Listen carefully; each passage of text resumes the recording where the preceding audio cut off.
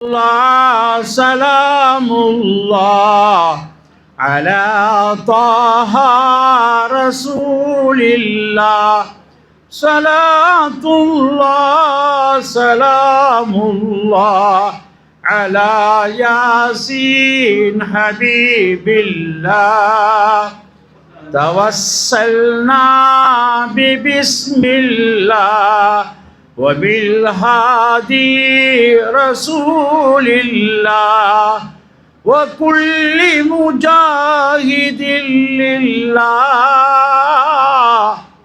بأهل البدر يا الله صلاة الله سلام الله على طه رسول الله صلاة الله سلام الله على ياسين حبيب الله الحمد لله رب العالمين والصلاة والسلام على سيد المرسلين وعلى آله وأصحابه أجمعين أما بعد قال الله تعالى في القرآن العظيم والفرقان المجيد أعوذ بالله من الشيطان الرجيم بسم الله الرحمن الرحيم فبما رحمة من الله لنت لهم ولو كنت فظا غليظ القلب لانفضوا من حولك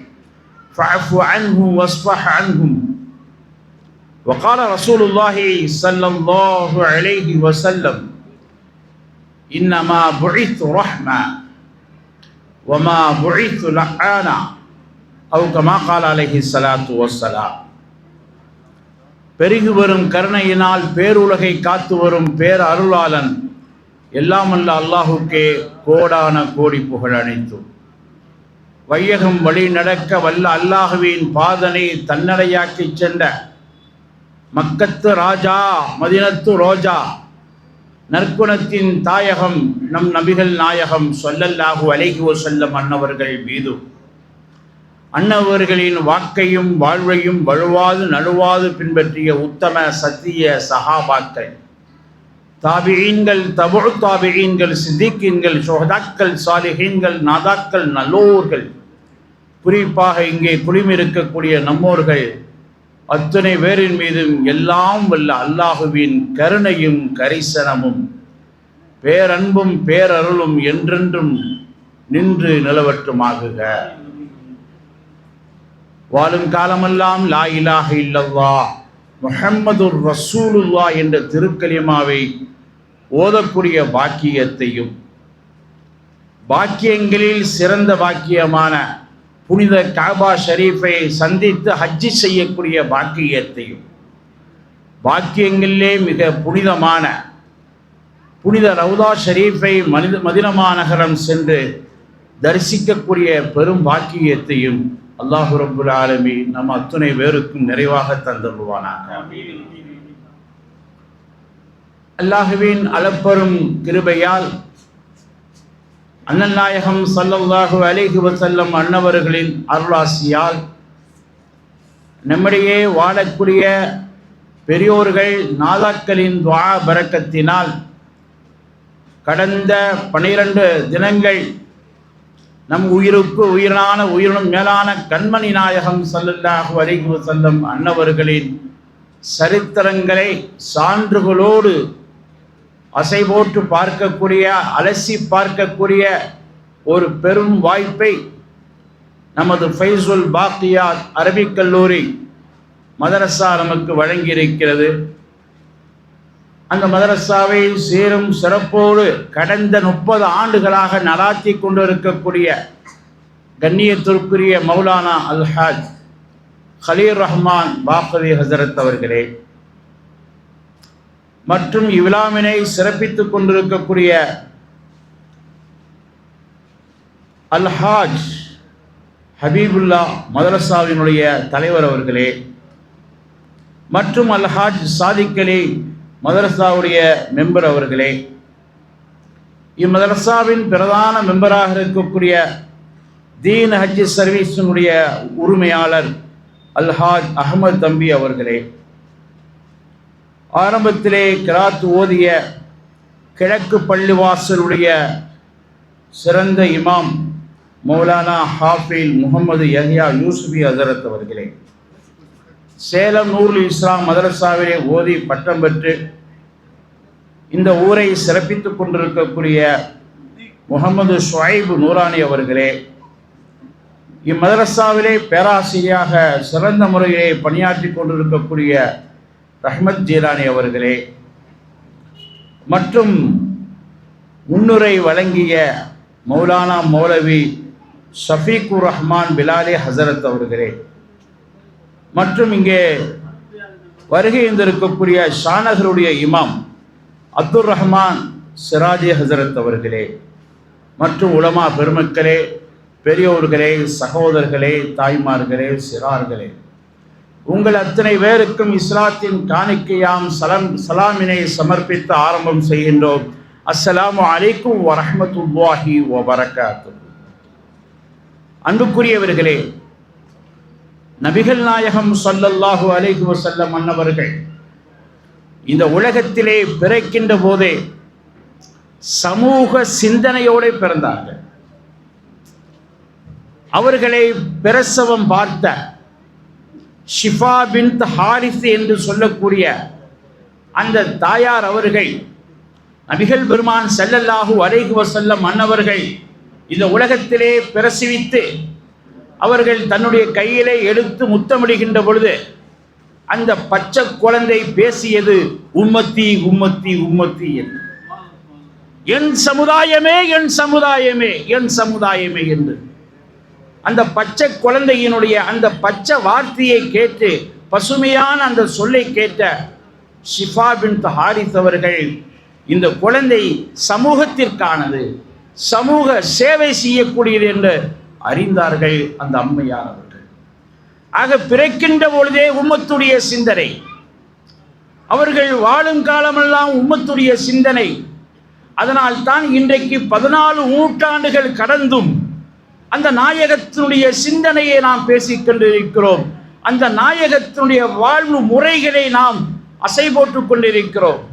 அருமையானவர்களே, நபிகள் நாயகம் ஸல்லல்லாஹு அலைஹி வஸல்லம் அன்னவர்கள் இந்த புனித பூமியிலே பிறந்தார்கள்.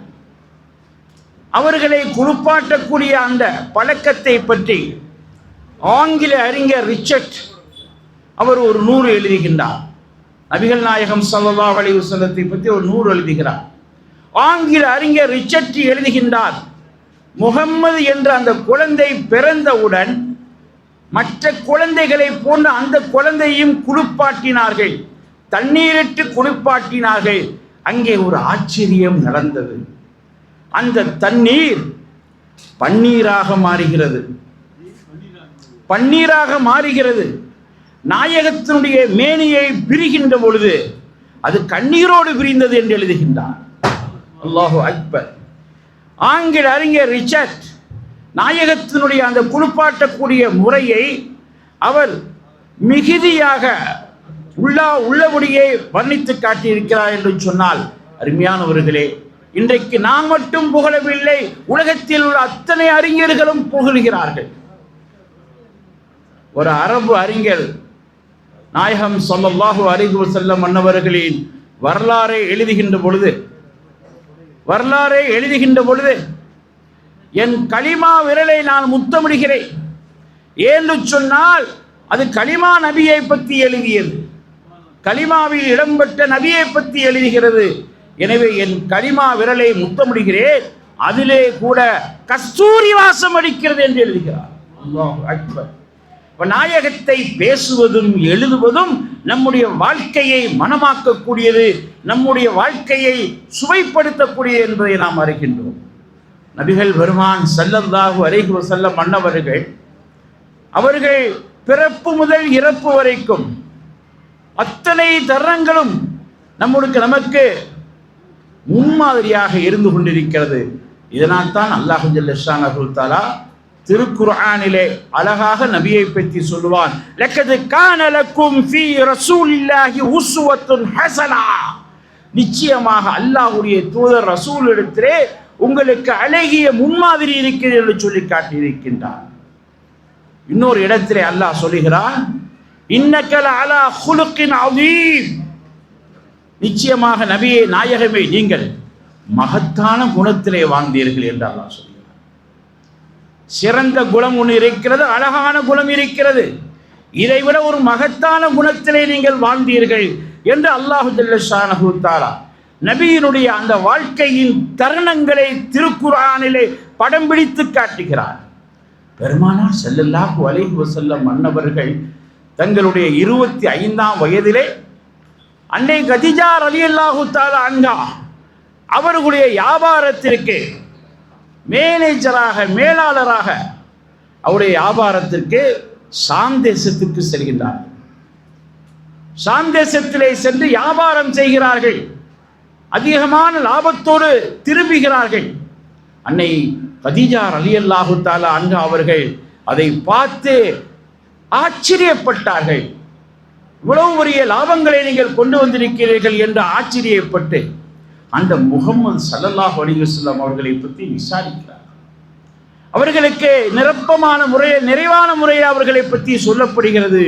அவருடைய மனதிலே இடம் பிடித்தார்கள் அருமை நாயகம் ஸல்லல்லாஹு அலைஹி வஸல்லம்.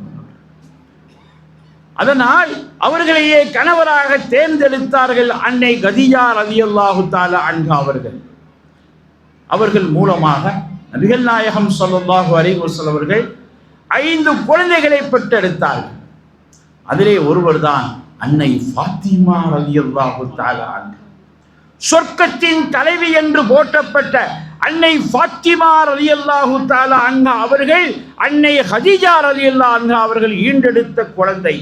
ஆக நபிகள் நாயகம் ஸல்லல்லாஹு அலைஹி வஸல்லம் மன்னவர்களுடைய வாழ்க்கையினுடைய புகழை முதல் அறிந்தவர்கள் அன்னை கதீஜா ரலியல்லாஹு தஆலா அன்ஹா அவர்கள் இருக்கும் காலமெல்லாம் அவர்களோடு தான் வாழ்ந்தார்கள். மதீனாவுக்கு வந்த பிறகுதான் நபிகள் நாயகம் ஸல்லல்லாஹு அலைஹி வஸல்லம் மன்னவர்கள் இஸ்லாத்தை பரப்புவதற்காக வேண்டி தாய்மார்களிடத்திலே போய் சேர்ப்பதற்காக வேண்டி பல மனைவிகளை மணந்தார்கள் என்ற அவருடைய வரலாற்றை நாம் பார்க்கிறோம்.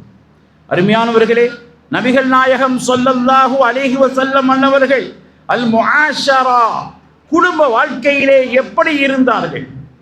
தன் மனைவியுடைய விருப்பத்தை பெருமானார் ஸல்லல்லாஹு அலைஹி வஸல்லம் அவர்கள் நிறைவேற்றினார்கள். அன்னை ஆயிஷா ரலியல்லாஹு தஆலா அன்ஹா அவர்கள் கேள்விப்படுகிறார்கள், மஸ்ஜிதுடைய மைதானத்திலே அபூசீனியாவை சார்ந்த வீரர்கள் விளையாடி கொண்டிருக்கிறார்கள், அம்பு விளையாட்டில் ஈடுபட்டிருக்கிறார்கள்.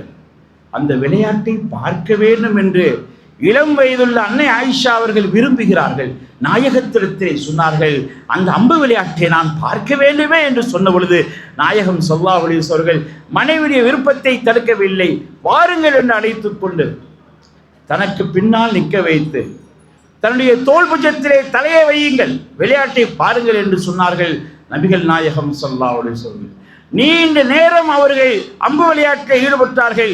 நீண்ட நேரம் கால் கடுக்க நாயகம் ஸல்லல்லாஹு அலைஹி வஸல்லம் அவர்கள் மனைவியினுடைய அந்த விருப்பத்தை நிறைவேற்றினார்கள் என்று சொன்னார். இப்போ குடும்ப வாழ்க்கையிலே நபிகள் நாயகம் ஸல்லல்லாஹு அலைஹி வஸல்லம் அவர்கள் எந்த அளவுக்கு அவர்கள் ஈடுபாடாக இருந்திருக்கிறார்கள். மனைவி கேட்டுட்டாங்க அப்படிங்கிறது மறுக்கல, உடனே அந்த விளையாட்டை காமித்து மனைவிக்கு குதூகலத்தை ஏற்படுத்தினார்கள், மகிழ்ச்சியை கொடுத்தார்கள் என்று சொன்னார். அப்போ குடும்ப வாழ்க்கையிலே நபிகள் நாயகம் ஸல்லல்லாஹு அலைஹி வஸல்லம் அவர்கள் எந்த அளவுக்கு ஈடுபாடாக இருந்தார்கள். அன்னை சஃபியா ரலியல்லாஹு அன்ஹா அவர்கள் பெருமானார் ஸல்லல்லாஹு அலைஹி வஸல்லம் ஒட்டகத்திலே ஏறுவதற்காக வேண்டி அவர்கள் முறுப்படுகின்ற பொழுது நாயகம் ஸல்லல்லாஹு அலைஹி வஸல்லம் அவர்கள் தன்னுடைய முட்டிக்காலை எடுத்து கொடுத்தார்கள். முட்டிக்காலில் வைத்து ஒட்டகத்திலே ஏறென்றார்கள். ஆக பெருமானார் ஸல்லல்லாஹு அலைஹி வஸல்லம் அவர்கள் மனைவியோடு வாழுகின்ற பொழுது அவர்களுக்கு ஒத்துழைப்பாக வாழ்ந்தார்கள், அவர்களுக்கு உடன்பட்டு வாழ்ந்தார்கள். ஆக நபிகள் நாயகம் ஸல்லல்லாஹு அலைஹி வஸல்லம் அவர்கள் ஆக சிறந்த குடும்ப வாழ்க்கையை இந்த உலகத்திலே வெளிப்படுத்தினார்கள். அடுத்தபடியாக அல் ஹஃபாதா பேர பிள்ளைகளோடு பெருமானார் ஸல்லல்லாஹு அலைஹி வஸல்லம் அவர்கள் கொஞ்சி மகிழ்ந்தார்கள். இன்றைக்கு குழந்தைகள் பள்ளிவாசலுக்குள் வந்தாலே விரட்டி அடைக்கிறோம். ஆனால் அருமை நாயகம் ஸல்லல்லாஹு அலைஹி வஸல்லம் அன்னவர்கள் முஸல்லா வரைக்கும் பேர குழந்தைகளை அழைத்து சென்றார்கள். அவர்கள் தொலை வைக்கக்கூடிய முசல்லா வரைக்கும் ஹசன் ஹுசைன் ரலியல்லாஹு அன்ஹு சிறுவர்கள் அவர்களை அழைத்துக் கொண்டுதான் அவர்களை வைத்துக் கொண்டுதான் தொழுகை நடத்துவார்கள். ஹசன் ஹுசைன் ரலியல்லாஹு அன்ஹுமா அந்த இருவரும் நாயகம் ஸல்லல்லாஹு அலைஹி வஸல்லம் அவர்கள் சுஜூதுக்கு சென்றவுடன் 2 பேர் முதுகுல ஏறி உட்கார்ந்துருவாங்க. 2 பேரப்பிள்ளைகள் முதுகுல ஏறி உட்கார்ந்துருவாங்க. அப்ப நாயகம் ஸல்லல்லாஹு அலைஹி வஸல்லம் அவர்கள் அவசரப்படாமல் அந்த 2 பேர குழந்தைகளும் இறக்கி வைத்து விட்டு சுஜூதிலிருந்து எழுந்திருப்பார்கள். ஆக நாயக திருமேனி ஸல்லல்லாஹு அலைஹி வஸல்லம் அவர்கள் பேர குழந்தைகளோடு கொஞ்சி மகிழ்ந்திருக்கின்றார்கள். அவர்களுடைய பேர பிள்ளைதான் உமாமா ரலியல்லாஹு அன்ஹா. அந்த சிறுமி நாயகம் ஸல்லல்லாஹு அலைஹி வஸல்லம் அவர்களோடு எந்த அளவுக்கு கொஞ்சி மகிழ்ந்தார்கள் என்று சொன்னால், ஒரு நாள் நாயகம் ஸல்லல்லாஹு அலைஹி வஸல்லம் அவர்கள் வீட்டுக்கு வருகிறார்கள். வந்த உடனேயே அந்த பேத்தி கேட்கின்றாள், நாயகமே நீங்க குனிங்க, நான் மேலே ஏறிக்கிறேன். நீங்க குனிங்க, நான் மேலே ஏறிக்கிறேன். கொஞ்ச நேரம் உங்கள் மீது நான் சவாரி செய்து செல்ல வேண்டும் என்று கேட்கிறார்கள் பேத்தி உமாமா. நாயக திருமேனி ஸல்லல்லாஹு அலைஹி வஸல்லம் மன்னவர்கள் குடும்பத்துக்குள் வந்துவிட்டால் ஒரு சாதாரண குடும்பத் தலைவராக தன்னை எடுத்து காட்டுவார்கள். உடனே குனிகிறார்கள். பேத்தி உமாமா அவர்கள் முதுகிலே ஏறிக்கொண்டு கொள்கிறார்கள். நாயகம் ஸல்லல்லாஹு அலைஹி வஸல்லம் அவர்கள் அவருடைய வீட்டை அப்படியே சுத்தி வருகிறார்கள். இதை பார்த்த அபூபக்கர் சித்திக் ரலியல்லாஹு சொன்னாங்க, நிஅம ராக்கிபு வல் மர்கூப், வாகனிப்பவரும் யாரிடத்திலே வாகனிக்கின்றாரோ இந்த இருவரும் நல்லவர் என்று பாராட்டினார்கள். ஆக அருமையானவர்களே, எம்பெருமானார் ஸல்லல்லாஹு அலைஹி வஸல்லம் அன்னவர்கள் இந்த சமூகத்துக்கு தலைவராக ஆனவுடன் அவருடைய தலையிலே செருக்கு ஏறவில்லை. சிறியவர்களை பார்த்தால் அன்போடு இருப்பார்கள். அவர்களுக்கு முந்திக் கொண்டு சலாம் சொல்வார்கள். சிறுவர்களுக்கு முந்திக் கொண்டு சலாம் சொல்வார்கள். ஆனால் சட்டம் என்ன? பெரியவர்கள் சிறியவர்கள் பெரியவர்களுக்கு சலாம் சொல்லணும். ஆனால் நபிகள் நாயகம் ஸல்லல்லாஹு அலைஹி வஸல்லம் அன்னவர்கள் சலாமை பழக்குவதற்காக வேண்டி சிறியவர்களை பார்த்தவுடன் சலாம் சொல்லி விடுவார்கள். அது மாத்திரமல்ல, நபிகள் நாயகம் ஸல்லல்லாஹு அலைஹி வஸல்லம் அவர்கள் வாழும் காலமெல்லாம் தன்னை சலாம் சொல்வதற்கு யாரையுமே முந்தவிடவில்லை. தான் முதலிலே சலாம் சொல்வார்கள். ஒரு நாள் சையதுனா அபூபக்கர் சித்தீக் ரலியல்லாஹு தஆலா அவர்கள் இன்றைக்கு எப்படியாவது அல்லாஹ்வுடைய தூதர் ஸல்லல்லாஹு அலைஹி வஸல்லம் அவர்களுக்கு முதலிலே நாம் சலாம் சொல்லிவிட வேண்டும் என்று கங்கணம் கட்டிக்கொண்டு பின்னாடியே செல்கிறார்கள். ஆனால் நாயகத்துடைய தனித்தன்மை முன்னால் பார்ப்பதை போன்று பின்னாலும் பார்ப்பாங்க. இது நாயகத்துடைய தனித்தன்மை. பின்னால் நண்பர் வருவதை அறிந்தார்கள். அபூபக்கர் சித்தீக் அவர்கள் அருகிலே செல்கிறார்கள். ஸல்லல்லாஹு அலைஹி வஸல்லம் அஸ்ஸலாமு அலைக்கும் யா அபூபக்கர் என்று சலாம் சொன்ன உடனேயே அபூபக்கர் சித்தீக் சொன்னாங்க, யா ரசூலல்லாஹ், தோற்று போய்விட்டேனே, சலாம் சொல்ல வேண்டும் என்று நினைத்து வந்தேன், தோற்று போய்விட்டேனே என்று தோல்வியை ஏற்றுக்கொண்டார்கள். ஆக காலம் முழுக்க நாயகம் ஸல்லல்லாஹு அலைஹி வஸல்லம் அன்னவர்கள் பிறருக்கு சலாம் சொல்வதிலே முந்திக் கொண்டார்கள். ஆனால் இன்னைக்கு சமூகத்துடைய நிலைமை என்ன தெரியுமா? அவர் சலாம் சொல்லட்டும், அவர் சலாம் சொல்லட்டும் என்று இந்த யூகோ பிரச்சனை இல்லால் இன்னைக்கு சமூக மக்கள் நாயகத்துடைய உம்மத்து வாழ்ந்து கொண்டிருக்கிறார்கள். நாம் சலாம் சொல்வது நாயகத்தினுடைய வழிமுறை அல்லவா? நாம் சலாமை முந்தி சொல்வது நாயகத்தினுடைய வழிமுறை அல்லவா என்பதை நாம் கவனத்திலே கொண்டு இனிவரும் காலத்திலே முஸ்லீம் என்று தெரிந்து விட்டாலோ, நம்ம ஊரில் பிரச்சனையில எல்லாம் தொப்பி போட்டிருப்பாங்க, மற்ற ஊரில் தான் பிரச்சனை, முஸ்லீம்னு கண்டுபிடிக்க முடியாது. ஆக இங்கே யாரை கண்டாலும் நீங்கள் சலாம் சொல்வது நாயகம் ஸல்லல்லாஹு அலைஹி வஸல்லம் அன்னவர்களுடைய வழிமுறையாக இருக்கின்றது. அருமையானவர்களே, பெருமானார் ஸல்லல்லாஹு அலைஹி வஸல்லம் அன்னவர்கள் அன்னை ஆயிஷா ரலியல்லாஹு அன்ஹா அவர்களுக்கு ஒரு விசேஷமான துஆவை கற்றுக் கொடுத்தாங்க. அல்லாஹும்ம ஃபில்லி மா கத்தம்து வமா தஅخرtu வமா அலன்து வமா அஸ்ரர்து. இந்த துஆவை கற்றுக் கொடுத்தாங்க. யா அல்லாஹ், நான் முந்தி செய்த பாவத்தை மன்னிச்சிரு, நான் பிந்தி செய்யக்கூடிய பாவத்தை மன்னிச்சிரு, நான் ரகசியமாக செஞ்ச பாவத்தை மன்னிச்சிரு, நான் பகிரங்கமாக செஞ்ச பாவத்தை மன்னிச்சிரு என்று இந்த துஆவை கற்றுக் கொடுத்தாங்க. அன்னை ஆயிஷா ரலியல்லாஹு தஆலா அன்ஹா அவர்கள் நமக்கு ஒரு விசேஷமான துஆ கிடைத்து விட்டது என்று அவர்கள் எழுந்து நடனம் ஆட ஆரம்பித்து விட்டார்கள், எழுந்து ஆட ஆரம்பித்து விட்டார்கள். அப்பொழுது நாயகம் ஸல்லல்லாஹு அலைஹி வஸல்லம் அன்னவர்கள் சொன்னார்கள், ஹாதா துஆஇ லி உம்மத்தி என்று சொல்லி காட்டினார்கள். இந்த துவா உனக்கு மட்டுமல்ல, என்னுடைய உம்மத்தினர்களும் ஓதினால் இதனுடைய சிறப்பு கிடைக்கும் என்று சொல்லி காட்டினார்கள். ஆக குடும்பத்துக்குள்ளேயே நபிகள் நாயகம் ஸல்லல்லாஹு அலைஹி வஸல்லம் தன்னுடைய உம்மத்தையும் நினைத்து பார்த்தார்கள், தன் சமூகத்தை நினைத்து பார்த்தார்கள் என்று சொன்னால் இதுதான் நாயகன் மீது வைத்த பிரியமாக இருக்கிறது. அந்த நாயகத்தின் மீது நாம் எவ்வளவு பிரிய வைக்க வேண்டும். நபிகள் நாயகம் ஸல்லல்லாஹு அலைஹி வஸல்லம் அன்னவர்கள் தங்கள் காலத்தில் வாழ்ந்த பெரியவர்களுக்கு மரியாதை செய்கிறார்கள். பெருமானார் ஸல்லல்லாஹு அலைஹி வஸல்லம் அவர்களிடத்திலே சய்யிதுனா அபூபக்கர் சித்தீக் ரலியல்லாஹு தஆலா தன்னுடைய தந்தை அபூ குஹாஃபா அவர்களை இஸ்லாத்தை தழுவதற்காக வேண்டி அழைத்து வருகிறார். தட்டு தடுமாறி குச்சி ஊண்டி வருகிறார். ரொம்ப வயசானவர் அபூ குஹாஃபா. இஸ்லாத்தை தழுவதற்காக வேண்டி நாயகத்திடத்தில் அழைத்து வருகின்றார். நாயகம் ஸல்லல்லாஹு அலைஹி வஸல்லம் அவர்கள் அவரை பார்த்தவுடன் சொன்னார்கள், அல்லாஹ் தரக்த ஹாதா ஷேഖ ஃபீ பைத்திஹி, இந்த வயது முதிர்ந்தவரை வீட்டிலே நீங்கள் விட்டிருக்க வேண்டாமா? இவர் இஸ்லாத்தை ஏற்பதற்காக நீ கலிமாவை சொல்லிக் கொடுப்பதற்காக நானே வீட்டுக்கு வந்திருப்பேனே, இந்த வயசானவரை போய் நீங்கள் இவரை சிரமப்படுத்தி அழைத்து வருகிறீர்களே நண்பரே என்று அபூபக்கர் சித்தீக் அவர்களிடத்திலே சொல்கிறார்கள் நாயகம் ஸல்லல்லாஹு அலைஹி வஸல்லம். அப்ப பெருமானார் ஸல்லல்லாஹு அலைஹி வஸல்லம் அன்னவர்கள் பெரியவர்களுக்குரிய மரியாதை எடுத்து காமித்தார்கள். சொன்னார்கள், லைஸ மின்னா மல்லம் யர்ஹம் ஸகீரனா வலம் யுவக்கிர் கபீரனா. நம்மை சார்ந்தவர் யார் தெரியுமா? சிறியவர்களுக்கு மரியாதை செய்வார், சிறியவர்கள் மீது இரக்கம் காட்டுவார், பெரியவருக்கு மரியாதை செய்வார், அவரே நம்மை சார்ந்தவர் என்று நபிகள் நாயகம் ஸல்லல்லாஹு சொல்லி காட்டினார். அப்ப சிறியவர்கள் மீது இரக்கம் காட்ட வேண்டும், பெரியவர்களுக்குரிய மரியாதை செய்ய வேண்டும். இதைத்தான் நபிகள் நாயகம் ஸல்லல்லாஹு அலைஹி வஸல்லம் காலம் முழுவதும் நமக்கு கற்றுக் கொடுத்தார்கள். அடுத்ததாக அல் அகாரிப், சொந்தங்களை நாம் அரவணைக்க வேண்டும். நபிகள் பெருமான் ஸல்லல்லாஹு அலைஹி வஸல்லம் அன்னவர்கள் சொல்லி காட்டினார்கள், மூத்த சகோதரரும் சிறிய சகோதரரும் எப்படிப்பட்டவர் தெரியுமா? தாய் தந்தையுடைய பிள்ளைகளை போன்றவர்கள் என்று சொல்லி காமித்தார்கள். நம்ம பிள்ளைகளை எப்படி கவனிப்போமோ நம்முடைய சகோதர சகோதரிகளையும் கவனிக்க வேண்டும் என்று நபிகள் நாயகம் ஸல்லல்லாஹு அலைஹி வஸல்லம் அவர்கள் ஒற்றை குடும்பமாக எடுத்து காட்டினார்கள். நம்முடைய பிள்ளைகளும் நம்மோடு பிறந்த சகோதர சகோதரிகளும் ஒற்றை குடும்பம்தான், அவர்கள் வேறல்ல. காலம் முழுவதும் அவர்களுக்கு கண்ணியம் செய்ய வேண்டும், அவர்களை கவனிக்க வேண்டும் என்று நபிகள் நாயகம் ஸல்லல்லாஹு அலைஹி வஸல்லம் அவர்கள் எடுத்து காட்டினார்கள். பெருமானார் ஸல்லல்லாஹு அலைஹி வஸல்லம் அவர்களிடத்திலே சீமா பின்த் ஹாரிஸ் என்று சொல்லக்கூடிய ஒரு பெண்ணை சஹாபாக்கள் கைதியாக பிடித்து வருகிறாங்க. யுத்தத்தில் கைதியாக பிடிச்சிட்டு வர்றாங்க. அந்த சீமா பின்த் ஹாரிஸ் என்ற பெண்மணி நாயகத்தை பார்த்த உடனே புரிந்து கொண்டாங்க, இவர் பால்குடி சகோதராச்சு. ஹலீமத்து சாதியா இடத்தே இவரும் நானும் பால் குடித்தமே என்று அந்த பழைய நினைவு அவர்களுக்கு ஞாபகம் வருகிறது.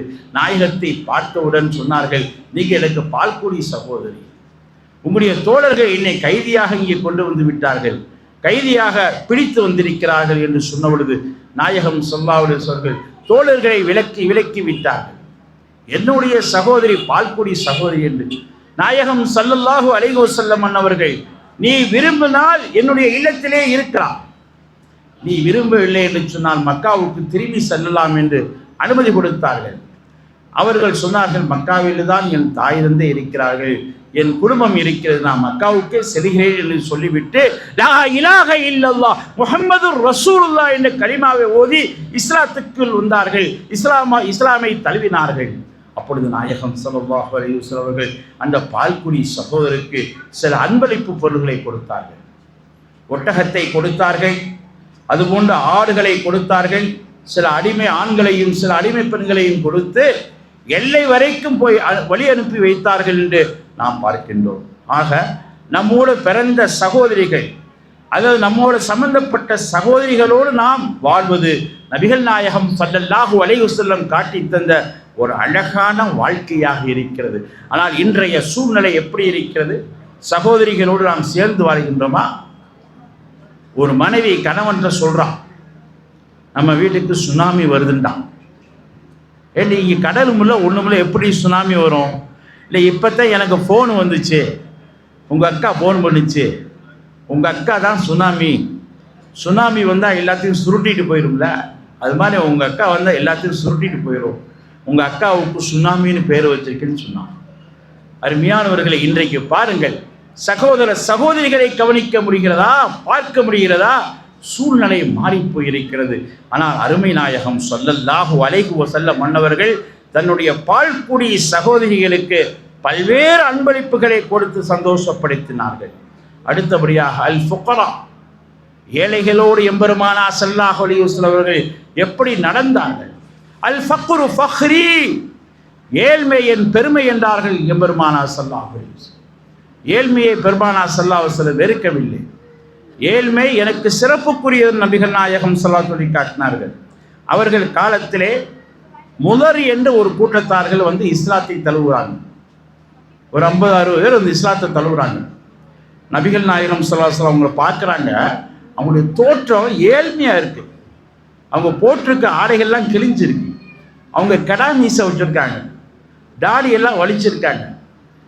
ஆக அவர்கள் பஞ்ச பராரிகளாக தன்னுடைய உருவத்திலே இருக்கிறார்கள்.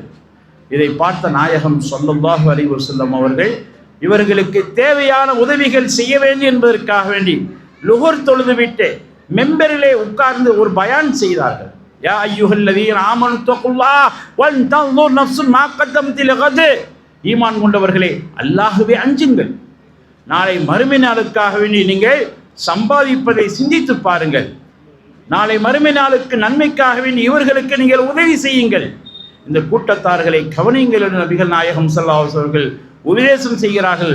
உடனே சஹாபாக்கள் இந்த கூட்டத்தாருக்கு தேவையான உணவுகளையும் உடைகளையும் பணங்களையும் கொண்டு வந்து குவித்து விட்டார்கள். எம்பெருமானார் ஸல்லல்லாஹு அலைஹி வஸல்லம் அவர்கள் அந்த குவியலை பார்த்து அவருடைய முகமே கஅன்னஹா முதுஹிபா, அது தங்கம் மூலம் பூசப்பட்டதை போன்று பெருமானுடைய முகம் ஜொலித்தது என்று ஜரீர் ரலியல்லாஹு அன்ஹு அவர்கள் சொல்கின்றார்கள். ஆக எம்பெருமானார் ஸல்லல்லாஹு அலைஹி வஸல்லம் அவர்கள் வாழும் காலமெல்லாம் ஏழைகளை அரவணைக்கக்கூடியவர்களாக வாழ்ந்தார்கள். அதனால்தான் எம்பெருமானார் ஸல்லல்லாஹு அலைஹி வஸல்லம் அவர்கள் எந்த கட்டத்திலையும் அவர்கள் ஜகாத்தை கொடுக்கவில்லை. பெருமானார் ஸல்லல்லாஹு அலைஹி வஸல்லம் அவர்கள் ஜகாத்து கொடுக்கக்கூடிய அளவுக்கு பல வந்தால் பொருள்கள் வந்து சேர்ந்தால் அதை உடனே ஏழைகளுக்கு கொடுத்து விடுவார்கள். ஒரு வருடம் வரைக்கும் அதை தேக்கி வைக்க மாட்டார்கள், சேமித்து வைக்க மாட்டார்கள். ஒரு வருடம் புத்தியாத்தான ஜகாத்து கடமையாகும். ஒரு வருடம் வரைக்கும் அதை விட்டு வைக்க மாட்டார்கள். நபிகள் பெருமான் ஸல்லல்லாஹு அலைஹி வஸல்லம் அவர்கள் இப்படி தங்கள் காலத்திலே வாழ்ந்த ஏழைகளை கவனிக்கக்கூடியவர்களாக பெருமானார் ஸல்லல்லாஹு அலைஹி வஸல்லம் வாழ்ந்திருக்கின்றார்கள். அடுத்தபடியாக ஜீரா, அண்டை வீட்டுக்காரர்களிடத்திலே பெருமானார் ஸல்லல்லாஹு அலைஹி வஸல்லம் அவர்கள் மிகவும் நேசமுள்ளவர்களாக வாழ்ந்தார்கள். வல்லாஹி லா யுமின், வல்லாஹி லா யுமின், வல்லாஹி லா யுமின் அல்லதி யஷ்பா வஜாருஹு ஜாயிஉன். பெருமானார் சொன்னாங்க, அல்லாஹ் மீது ஆணையாக ஒருவர் மூமினாக முடியாது. அல்லாஹ் மீது ஆணையாக ஒருவர் மூமினாக முடியாது. அல்லாஹ் மீது ஆணையாக ஒருவர் மூமினாக முடியாது. சஹாபாக்கள் கேட்குறாங்க, யார் யார் ரசூலுல்லாஹ், யாரை பற்றி சொல்றீங்க? இப்போ ரசூல் சொன்னாங்க, அண்டை வீட்டான் பசித்திருக்க தான் மட்டும் வயிறு புடைக்க சாப்பிட்டு கொண்டே இருக்கிறாரே, அவர் உண்மையான மூமினாக முடியாது என்று பெருமானார் ஸல்லல்லாஹு அலைஹி வஸல்லம் அவர்கள் அண்டை வீட்டை பார்த்து வாழ வேண்டும், கவனித்து வாழ வேண்டும், அவருடைய பசியை போக்கி வாழ வேண்டும் என்று எம்பெருமானார் ஸல்லல்லாஹு அலைஹி வஸல்லம் அவர்கள் சொல்லியிருக்கிறார் என்று சொன்னால், இன்றைக்குள்ள சூழ்நிலை என்ன தெரியுமா? சாப்பிடுகின்ற பொழுது கதவை சாத்து, சாப்பிடுகின்ற பொழுது கதவை சாத்து என்று நாம் சொல்லிக்கொண்டே இருக்கிறோம். பக்கத்து வீட்டுக்காரர்களை நாம் கவனிக்காமல் கதவை சாத்தி கொண்டு நாம் வயிறு புடைக்க சாப்பிடுகின்றோமே, நம்முடைய இதயத்திலே பரிபூர்ணமான ஈமான் இருக்கிறதா என்று எண்ணிப்பார். அடுத்தபடியாக அல் ஹயவான், மிருகங்களிடத்தில் எம்பெருமானார் ஸல்லல்லாஹு அலைஹி வஸல்லம் அவர்கள் எந்த அளவுக்கு ரஹ்மத்தாக வாழ்ந்தார்கள். ஒரு வழியிலே போய்கொண்டிருக்கிறார்கள், ஒட்டகம் கண்ணீரிட்டு அழுகிறது. இதை பார்த்த நாயகம் ஸல்லல்லாஹு அலைஹி வஸல்லம் அவர்கள் அந்த ஒட்டக மேய்ப்பாளரை அழைத்து சொன்னார்கள், இத்தகில்லாஹ் ஃபீ ஹாதிஹில் பஹாயிமி, இந்த வாயில்லா ஜீவங்கள் விஷயத்தில் அல்லாஹ்வை நீ பயந்து கொள். இது என்னிடத்திலே முறையிடுகிறது, நீ சரியாக தீனி கொடுக்கவில்லை, சரியாக இறை போடுவதில்லை என்று இடத்திலே முறையிடுகிறது என்று நபிகள் நாயகம் ஸல்லல்லாஹு அலைஹி வஸல்லம் மன்னவர்கள் மிருகங்களுக்குரிய அந்த இரக்கத்தையும் எடுத்து காட்டினார்கள். சாதாரண மனிதர்களிடத்திலே நபிகள் நாயகம் ஸல்லல்லாஹு அலைஹி வஸல்லம் அவர்கள் அன்பாக நடந்து கொண்டார்கள். பிலால் இப்னு ரபாஹ் ரலியல்லாஹு தஆலா ஒரு கருப்பன் உதடு பெருத்தவர், அவர் தோற்றமே ஒரு பொலிவில்லாதவர். அவரை எடுத்து நபிகள் நாயகம் ஸல்லல்லாஹு அலைஹி வஸல்லம் அவர்கள் மஸ்ஜித் நபவியுடைய முஅத்தினாக நியமித்தார்கள்.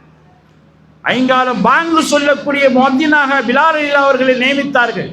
அந்த பிலாலை பார்த்து ஒரு கட்டத்திலே அபூதர் ரலியல்லாஹு தஆலா அன்ஹு அவர்கள் கொஞ்சம் குறைச்சு பேசினாங்க. எப்ன சௌதா, கருப்பியின் மகனே என்று அழைச்சிட்டாங்க. ஏன்னா அவங்க அம்மாவும் கருப்பு, கருப்பியின் மகனேன்னு அழைச்சாங்க. பிலால் ரலியல்லாஹுடைய மன வருத்தப்பட்டுச்சு.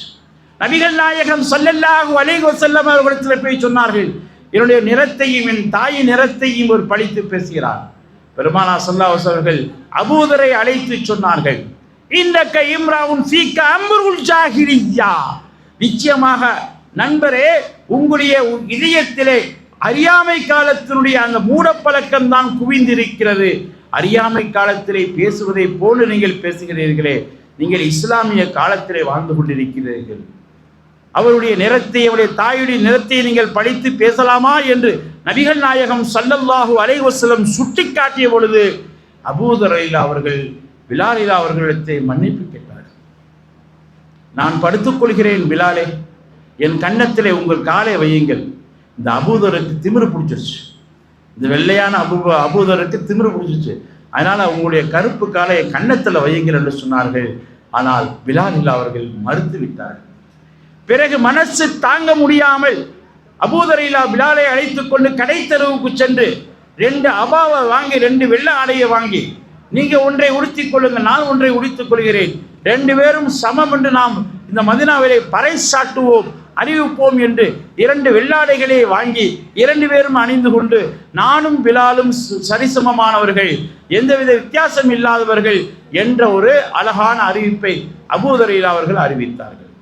ஆக அருமையானவர்களே, இந்த இஸ்லாத்தை பொறுத்த வரைக்கும் நிறத்துக்கோ அதுபோன்று மொழிக்கோ எந்த சிறப்பும் இல்லை.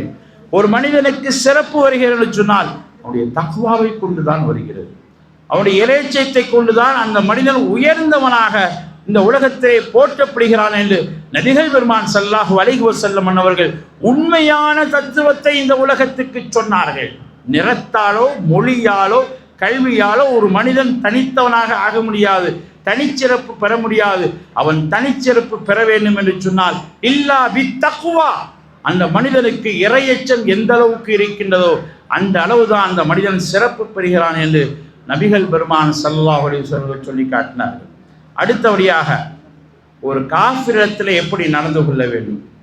பெருமானார் ஸல்லல்லாஹு அலைஹி வஸல்லம் அன்னவர்கள் காலத்திலே மதீனாவை சுற்றி காஃபிர்கள் வாழ்ந்தார்கள். அந்த காஃபிர்களில் யூதர்கள் இருந்தார்கள், நசராக்கள் இருந்தார்கள், முஸ்ரிக்குகள் இருந்தார்கள், மதீனாவை சுற்றி இருந்தார்கள். அவர்களிடத்திலேயும் அருமைநாயகம் ஸல்லல்லாஹு அலைஹி வஸல்லம் அவர்கள் அன்போடு நடந்து கொண்டார்கள். அவர்கள் வழங்கக்கூடிய அன்பளிப்புகளை ஏற்றார்கள். ஒரு யூதர் ஒரு ஜிப்பாவை பெருமானார் ஸல்லல்லாஹு அலைஹி வஸல்லம் அன்பளிப்பு செய்தார். அந்த ஜிப்பாவை தான் நபிகள் நாயகம் ஸல்லல்லாஹு அலைஹி வஸல்லம் அவர்கள் அடிக்கடி அணிவார்கள் என்று ஹதீஸிலே பார்க்கிறோம். ஒரு முஸ்லிம் கொடுத்த ஜிப்பா இல்லை, ஒரு யூதர் கொடுத்த ஜிப்பாவை நபிகள் நாயகம் ஸல்லல்லாஹு அலைஹி வஸல்லம் அவர்கள் அடிக்கடி அணிந்து மகிழ்ச்சி அடைவார்கள் என்று பார்க்கிறோம். இதன் மூலமாக நாம் என்ன தெரிகிறோம் என்று சொன்னால், நாம் வாழுகின்ற பொழுது மத நல்லிணக்கத்தோடு நாம் வாழ வேண்டும். பெருமானார் ஸல்லல்லாஹு அலைஹி வஸல்லம் அவர்கள் மஸ்ஜித் நபவியிலே ஆயிரக்கணக்கான சஹாபாக்களோடு அமர்ந்து உரையாற்றி கொண்டிருக்கிறார்கள். அந்த வழியே ஒரு யூதருடைய ஜனாசா கொண்டு செல்கிறார்கள். யூதர்லாம் ஒரு ஜனாசாவை கூட்டு போறாங்க. நபிகள் நாயகம் ஸல்லல்லாஹு அலைஹி வஸல்லம் அவர்கள் அருகிலே வந்தவுடன் எழுந்து நின்றார்கள். சஹாபாக்கள் எழுந்து நின்றார்கள். ஜனாசா கடந்து போகிறது. ஒரு சஹாபி குறும்புத்தனமா சொன்னார், இன்னஹா ஜனாசத்து யகூதி லிம காம யா ரசூலல்லாஹ், இது போறது யகூதுடைய ஜனாசா, நீங்க ஏன் எழுந்து நிற்கிறீங்க? ரசூலுல்லாஹி ஸல்லல்லாஹு அலைஹி வஸல்லம் அவர்கள் எச்சரிக்கையாக சொன்னார்கள், அலைஸத் நஃப்ஸன், அது ஒரு நஃப்ஸ் இல்லையா என்று கேட்டாங்க. அது ஒரு உயிர் இல்லையா? நம்மை போன்று அதுக்கு உயிர் இருக்குல்ல. நான் உயிருக்குத்தான் மரியாதை செய்தேன் தவிர உடம்புக்கு அல்ல என்று பெருமானார் ஸல்லல்லாஹு அலைஹி வஸல்லம் சொல்லிட்டாங்க. ஆக நாம் வாழுகின்ற பொழுது மாற்று மத சகோதரர்களையும் அனுசரித்து வாழ வேண்டும் என்ற ஒரு அழகிய முன்னோட்டத்தை, அழகிய முன்மாதிரியை நபிகள் பெருமான் ஸல்லல்லாஹு அலைஹி வஸல்லம் சொல்லி காட்டினார்கள். அதுபோன்று நம்மிடத்தில் வாழக்கூடிய நோயாளிகளிடத்திலேயே நாம் நல்ல விதமாக நடந்து கொள்ள வேண்டும். பெருமானார் ஸல்லல்லாஹு அலைஹி வஸல்லம் அவர்கள் நோயாளியை பார்த்தா இப்படி சொல்லுவாங்க, லா பாஸ தஹுர் இன்ஷா அல்லாஹ், இன்ஷா அல்லாஹ் உங்களுக்கு உடம்பு சுகமாயிரும், கவலைப்படாதீங்க என்று ஆறுதல் வார்த்தைகளை நபிகள் நாயகம் ஸல்லல்லாஹு அலைஹி வஸல்லம் அவர்கள் சொல்லுவார்கள். பெருமானார் ஸல்லல்லாஹு அலைஹி வஸல்லம் அவர்கள் மக்காவிலே வாழுகின்ற பொழுது காலமெல்லாம் பெருமானார் சுபூ தொழுகைக்கு போகும்போது ஒரு கிளவி குப்பையை கொட்டும். நம்ம தெரிஞ்சிருக்கோம். சுபூ தொழுகை போகும். இப்பயும் அந்த மக்காவில் அந்த ஜன்னலை வச்சுருக்காங்க. ஏன்னா காபாவுக்கு நேரம் அந்த வீடு இருக்குது, அந்த ஜன்னலை வச்சுருக்காங்க. அவர் கிளவி என்ன செய்யும், பெருமானார் ஸல்லல்லாஹு அலைஹி வஸல்லம் சுபூ தொழுகைக்கு போகும்போது தினமும் குப்பையை கொட்டும். சில நாட்கள் குப்பை கொட்டப்படவில்லை. நபிகள் பெருமான் ஸல்லல்லாஹு அலைஹி வஸல்லம் அவர்களே சஹாபாக்கள் விசாரிக்கிறாங்க, என்ன ஆச்சு கிளவி தினமும் குப்பையை கூட்டி விடுமே, இப்போ காணாமல் அப்படின்னு. கிளவிக்கு உடல்நலம் சரியில்லை, வீட்டில் படுத்திருக்கு. பெருமானார் ஸல்லல்லாஹு அலைஹி வஸல்லம் அவர்கள் சஹாபாக்களோடு அந்த கிளவி வீட்டுக்கு சென்று நிலம் விசாரித்தார்கள். அந்த கிளவி இறுதியில் கேட்டுச்சு, நீங்கள் யாரு? ஆனா முஹம்மது, நான் தான் முகம்மது. நீங்கள் டெய்லி குப்பையை கூட்டுவீங்களா, அந்த முகம்மது தான். உடனே அந்த கிளவி எந்திரிச்சு, உங்களுக்காக குப்பையை கொட்டிட்டேன், இவ்வளவு அன்போடு நோய் விசாரிச்சு எனக்கு அன்பளிப்பு பொருளாக கொடுத்துருக்கேன் என்று அந்த கிளவி திருந்தி, நான் உங்களை இறைத்தூதராக ஏற்றுக்கொள்கிறேன், அஷ்ஹது அல்லா இலாஹ இல்லல்லாஹ் வ அன்னக ரசூலுல்லாஹ் என்று கலிமா ஓதி அந்த கிளவி முஸ்லிம் ஆகிறது என்று சொன்னால், மாநபி ஸல்லல்லாஹு அலைஹி வஸல்லம் அவர்கள் தனக்கு தீங்கு செய்தவர்களை மன்னித்து வாழ்ந்தார்கள். பெருமானார் சொல்லி காட்டினார்கள், பெருமானார் சொன்னாங்க, உனக்கு அநியாயம் செய்தவரை நீ மன்னித்து விடு, உன்னிடத்திலே கெட்ட விதமாக நடந்தவரை நீ உபகாரம் செய். பெருமானார் சொல்லி காட்டினார்கள். ஆக இஸ்லாத்தை பொறுத்த வரைக்கும் பகரத்துக்கு பகரம் அல்ல. அது மூசா அலைஹிஸ்ஸலாம் சமுதாயத்தில் தான் பகரத்துக்கு பகரம். ஒருத்தர் கொலை பண்ணிட்டானா அவனை கொலை பண்ணி ஆகணும், மூசா அலைஹிஸ்ஸலாத்துடைய சட்டம். ஈசா அலைஹிஸ்ஸலாத்துடைய சட்டம் என்ன அப்படின்னு சொன்னால், அந்த சமுதாயம் கிறிஸ்தவ சமுதாயம் ஒரு கன்னத்தில் அடித்தா இன்னொரு கன்னத்தை காமிக்கிறோம், இன்னொரு கன்னத்திலையும் அடிச்சது அப்படின்னு. ஆனால் நமது நபிகள் நாயகம் ஸல்லல்லாஹு அலைஹி வஸல்லம் அவர்கள் அவர்களுடைய சமுதாயத்தினுடைய முறை என்னவென்று சொன்னால், அடித்தவொன்னே அவங்கள மன்னித்து அவங்களுக்கு உபகாரமும் செய்யணும், அவங்க நல்வழிப்படுத்தணும். நம்மளும் நேருக்கு நேராக நின்று தீமைகளை பெருக்கக்கூடாது, பாவங்களை வளர்க்கக்கூடாது. அதை குறைப்பதுதான் நபிகள் நாயகம் ஸல்லல்லாஹு அலைஹி வஸல்லம் அவர்களுடைய வழிமுறையாக இருக்கின்றது. அருமையானவர்களே, பெருமானார் ஸல்லல்லாஹு அலைஹி வஸல்லம் அவர்கள் சொன்னார்கள், இன்னமா புஇத்து லியுதம்மிம மகாரிமல் அக்லாக், நான் இந்த உலகத்திலே அனுப்பப்பட்ட நோக்கம் நற்குணங்களை பரிபூர்ணமாக்குவதற்குத்தான் இந்த உலகத்தில் நான் அனுப்பப்பட்டேன். எனவே நீங்களும் நற்குணங்களை வளருங்கள், நற்குணங்களை நீங்கள் உருவாக்குங்கள் என்று நபிகள் நாயகம் ஸல்லல்லாஹு அலைஹி வஸல்லம் சொல்லி காட்டியிருக்கின்றார்கள். ஆகவே பெருமானார் ஸல்லல்லாஹு அலைஹி வஸல்லம் அவர்கள் இந்த உலகத்திலே வந்த தலைவர்களிலே ஆக சிறந்த தலைவராக வந்தார்கள். நாம் சொல்லவில்லை, அமெரிக்காவை சார்ந்த ஹெச் ஹார்ட் என்று சொல்லக்கூடிய ஒரு கிறிஸ்தவ அறிஞர் ஒரு 100 எழுதுகிறார். தி 100 என்று ஒரு 100 எழுதுகிறார். 100 மத அறிஞர்கள், 100 அறிஞர்கள் என்று ஒரு புத்தகம் எழுதுகிறார். ஆனால் எழுதக்கூடியவர் கிறிஸ்தவர்.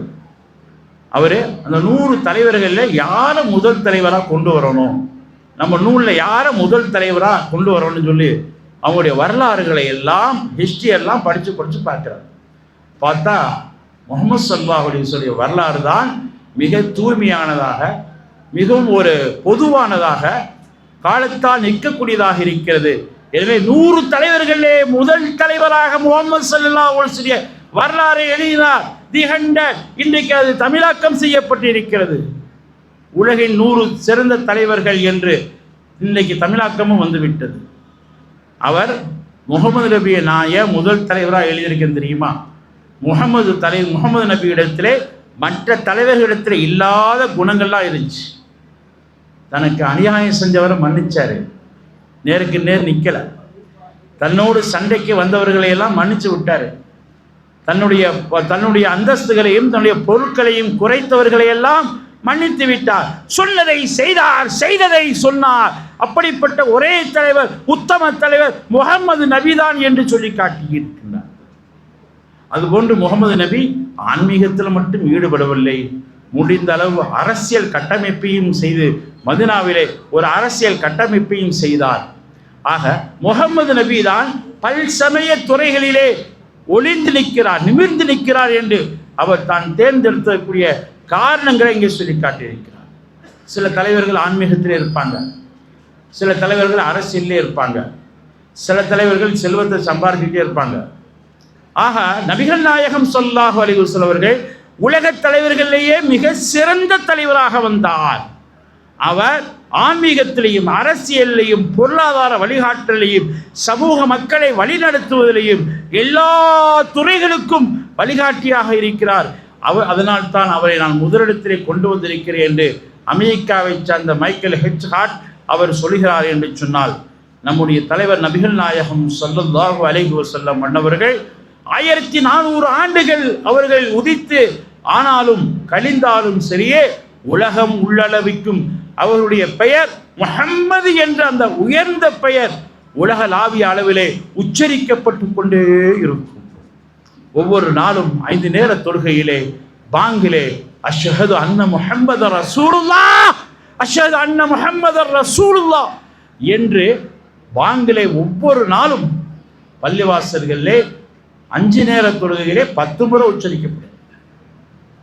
5 நேர தொழுகையிலே 10 முறை உச்சரிக்கப்படுது அஷ்ஹது அன்ன முஹம்மதர் ரசூலுல்லாஹ் என்று. உலகத்திலே பள்ளிவாசல்கள் 4.5 கோடி பள்ளிவாசல்கள் என்று ஒரு கணக்கு சொல்றாங்க. 10 வருஷத்துக்கு முன்னாடி, இப்ப நிறைய இருக்கும். 4.5 கோடி பள்ளிவாசல்கள் உலகம் முழுவதும் கட்டப்பட்டிருக்கின்றன. அப்ப இதை நம்ம கணக்கு எடுத்து பார்த்தோம் சொன்னா, நபிகள் நாயகம் ஸல்லல்லாஹு அலைஹி வஸல்லம் திருநாமம் பாங்கிலே மட்டும் கோடிக்கணக்கான முறையிலே ஒவ்வொரு நாளும் சொல்லப்படுகிறது. அப்படிப்பட்ட உன்னத தலைவர், உயர்ந்த தலைவர் முஹம்மது ஸல்லல்லாஹு அலைஹி வஸல்லம் அவர்கள் மாத்திரமே. கடைசியாக ஒரே ஒரு செய்தியோடு என்னுடைய உரையை முடிக்கலாம் என்று நினைக்கிறேன். கேரளாவை சார்ந்த உயிரியல் ஆசிரியர் சுர்ஜித் அவர்கள் நபிகள் நாயகம் ஸல்லல்லாஹு அலைஹி வஸல்லம் அவர்களை பற்றி ஒரு நூல் எழுதுகின்றார்.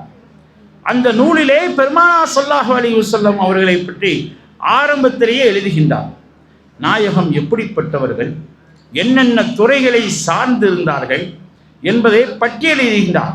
முஹம்மது என்பவர் ஒரு அனாதை சிறுவர், முஹம்மது என்பவர் ஒரு ஆடு மேய்ப்பவர், முஹம்மது என்பவர் சிறந்த இளைஞர், முஹம்மது என்பவர் நேர்மையான மாணவர், முஹம்மது என்பவர் ஆடு மேய்ப்பவர், முஹம்மது என்பவர் முன்மாதிரி கணவர், முஹம்மது என்பவர் ஓ தத்துவவாதி, முஹம்மது என்பவர் சமூக சீர்திருத்தவாதி, முஹம்மது என்பவர் பெண் விடுதலையாளர், முஹம்மது என்பவர் அடிமைகளை உரிமையிட்டவர், முஹம்மது என்பவர் ஏழை காப்பாளர், முஹம்மது என்பவர் புலம்பெயர்ந்து மதீனாவுக்கு ஹிஜ்ரத் சென்றவர், முஹம்மது என்பவர் ஒரு சிறந்த ஆசிரியர், முஹம்மது என்பவர் மனித உரிமைகளை பெற்றுத் தந்தவர், முஹம்மது என்பவர் நேர்மையான நீதிபதி, முஹம்மது என்பவர் படைகளிலே தளபதியாக இருந்தார், முஹம்மது என்பவர் சட்ட நிபுணர், முஹம்மது என்பவர் சிறந்த ஆட்சி தலைவர். இதற்கு மேலாக முஹம்மது என்பவர் மகத்தான குணம் படைத்த மாமனிதர். இத்தனை வடிவங்களிலே அவர் வர்ணித்து விட்டு சொல்கிறார், முஹம்மது போன்ற ஒரு தலைவர் இந்த உலகத்திலே தோன்றவில்லை, இனியும் தோன்ற முடியாது என்று அழகான ஒரு சான்றிதழை கொடுக்கிறார் கேரளாவை சேர்ந்த பேராசிரியர் சுர்ஜித் அவர்கள். ஆக இன்றைக்கு மாற்று மதத்திலே உள்ள மனிதர்கள் நம்முடைய நாயகத்தை புகழ்கிறார்கள், நாயகத்துடைய உண்மை தகவல்களை உள்வாங்கி இருக்கிறார்கள் என்று சொன்னார். நாயகத்துடைய தொண்டர்களாக இருக்கக்கூடிய, நாயகத்தின் சமூகமாக இருக்கக்கூடிய நாம் எந்த அளவுக்கு நாயகத்தை உள்வாங்க வேண்டும், நாயகத்தினுடைய வாழ்க்கையை எந்த அளவுக்கு நாம் சுகித்து பார்க்க வேண்டும், சுவைத்து பார்க்க வேண்டும், அதற்காக வேண்டித்தான் இந்த மீலாது விழாக்கள் உலகம் முழுவதும் எடுக்கப்படுகின்றன. நபிகள் நாயகம் ஸல்லல்லாஹு அலைஹி வஸல்லம் அவர்களை எவ்வளவு நாம் புகழ்ந்தாலும் நாம் தான் புகழ் பெறுகிறோம். ஹஸ்ஸான் இப்னு சாபித் ரலியல்லாஹு மிகப்பெரிய கவிஞர், 60 வயது வரைக்கும் பெருமானாரை திட்டி தீட்டு கொண்டிருந்தார். 60ஆம் வயதில் இஸ்லாத்துக்கு வர்றாரு, அடுத்து ஒரு 60 வயது வாழ்றார், மொத்தம் 120 வயது வாழ்ந்தார். அடுத்த 60 ஆண்டிலே நபிகள் நாயகம் ஸல்லல்லாஹு அலைஹி வஸல்லம் அவர்களை புகழ்ந்து தள்ளினார். சொன்னார், மா இன் மதஹத்து பிமகாலதி முஹம்மதா வலாக்கின் மதஹத்து மகாலதி பிமுஹம்மதி. என்னுடைய கவிதையால் முஹம்மது ஸல்லல்லாஹு அலைஹி வஸல்லம் அவர்களை நான் புகழ முடியாது. பிறகு நான் ஏன் புகழேன் தெரியுமா? முஹம்மது ஸல்லல்லாஹு அலைஹி வஸல்லம் புகழுவதால் என்னுடைய கவிதைக்கு புகழ் வருகிறது, முஹம்மது ஸல்லல்லாஹு அலைஹி வஸல்லத்தை புகழுவதால் என்னுடைய கவிதைக்கு புகழ் வருகிறது என்று சொல்லி காட்டினார். இந்த அடிப்படையிலே நாயகம் ஸல்லல்லாஹு அலைஹி வஸல்லமுடைய வாழ்க்கையை நாம் ஒட்டி வாழ்ந்தாலும் அவர்கள் மீது ஸலவாத்து சொன்னாலும் அவர்களை புகழ்ந்து வாழ்ந்தாலும் நமக்குத்தான் சிறப்பு வருகிறது. அல்லாஹ் ஜல்ல ஷானஹு தஆலா அத்தகைய சிறப்புகளை ஃபைசுல் பாக்கியாத் நிர்வாகிகளுக்கு அல்லாஹ் கொடுத்துட்டான். 12 நாட்கள் பெருமானார் ஸல்லல்லாஹு அலைஹி வஸல்லம் அவர்களுடைய வரலாறுகளை, அவருடைய வழிமுறைகளை, அவர்களுடைய புகழ் மாலைகளை இந்த மேடையிலே உலமாக்களை கொண்டு பேச வைத்திருக்கார் என்று சொன்னால், இத்தகைய சிறப்புக்கு ஃபைசுல் பாக்கியாத்துடைய நிர்வாகிகள், குறிப்பாக மௌலானா அல்ஹாஜ் 30 ஹஜ் செஞ்சிருக்காங்க. அல்லாஹு அக்பர். அல்லாஹ் தஆலா மேலும் ஹஜ் செய்யக்கூடிய பாக்கியத்தை அவர்களுக்கு கொடுப்பாங்க. இந்த மீலாது விழாவை தொடர்ந்து 5 வருஷமா நடத்திக்கிட்டு இருக்காங்க. மேலும் மேலும் இந்த மீலாது விழாவை தொடர்ந்து நடத்தக்கூடிய பாக்கியத்தை ஹஜ்ரத் கிப்லா அவர்களுக்கு தந்தல்வானாக.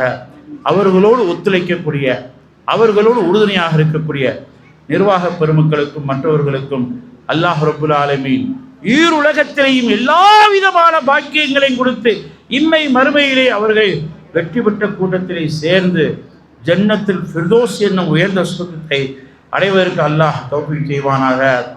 வாய்ப்புக்கு நன்றி கூறி விடைபெறுகிறோம். ஆகிர் தாவானில் அல்ஹம்துலில்லாஹி ரப்பில் ஆலமீன்.